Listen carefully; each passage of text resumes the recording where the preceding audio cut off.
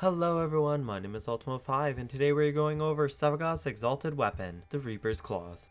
Shadow Claws is Sevagoth's signature exalted weapon that can be used when going into his exalted shadow form, and comes built in when a player obtains Sevagoth. Comes with no polarity slots, and because of this, the builds on this exalted weapon will require 1 Umbra Forma with 3 normal formas or 5 to 6 normal formas.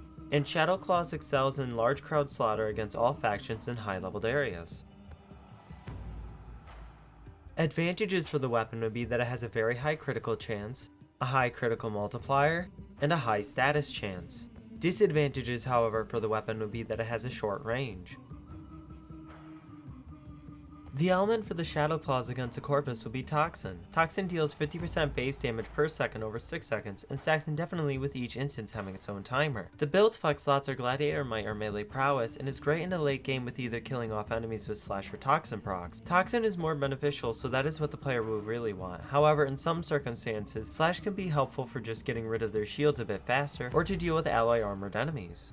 The elements for the Shadow Claws against the Corrupted and Grineer will be Viral Slash. Viral amplifies health damage by 100% for 6 seconds and stacks up to 10 times for a total of 325%. Meanwhile, Slash's status effect is Bleed, and after 1 second it deals 35% of the base damage per second for 6 seconds, which bypasses armor. The build's flex slot is Carnage Stinger and works very well in the late game with the help of Carnage Stinger not only giving increased Slash proc chance, but also to further increase the status chance of Shadow Claws. The elements for the Shadow Claws against the Infested will be Viral Heat or Gas. Gas deals 50% base damage per second for 6 seconds in a 3 meter radius and stacks up to 10 times to a total of 6 meters. The build's flex slots are Volcanic Edge or Prime Smite Infested for the Viral Heat build, and Gladiator Might for the Gas build, and works very well in the late game with Gas coming out on top. Viral Heat is a good alternative if a player just feels like using it, however Gas Clouds can easily nuke enemies and is pretty strong into the steel path. The elements for the Shadow Claws with the heavy attack build set will follow Toxin for the Corpus, Viral for the Corrupted and Grineer, and Corrosive for the Infested.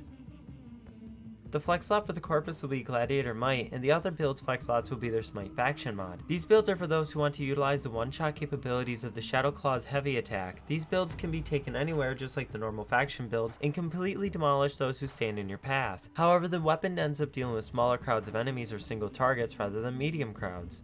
The builds for Sevagoth focus on his third ability Gloom in the Vitality Drainer build, and focuses on his first 2 abilities Reap and Sow in the Soul Harvester build. These builds work well in the late game and even into the steel path, in which they assist in a multitude of situations. If you'd like more information on Sevagoth, then make sure to check out my other guide on the frame, where I go into much more detail on Sevagoth himself. The builds for Sevagoth Shadow focuses on ability strength for the first build, and focus on ability range for the second build. These builds work well in the late game and even into the steel path, in which they tear apart groups of enemies in seconds. If you'd like more information on Sevagoth Shadow, then make sure to check out my other guides on the frame, where I go into much more detail on his Shadow. The player can get an extra flex slot through the utilization of Arcane Strike, in which they can flex out Berserker Fury for any mod of their choosing. This is due to how the Arcane functions with giving bonus attack speed upon hitting an enemy. Sacrificial Pressure or Prime Pressure Point in place of Condition Overload if one doesn't have it. True Steel in place of Sacrificial Steel if one doesn't have it. Smite mods in place of their Prime counterparts if one doesn't have them. Prime Fury or Quickening in place of Berserker Fury if one doesn't have it, prefer flat attack speed, or want combo count chance. Primed Reach in place of the build's flex slot if one would want more range on the weapon.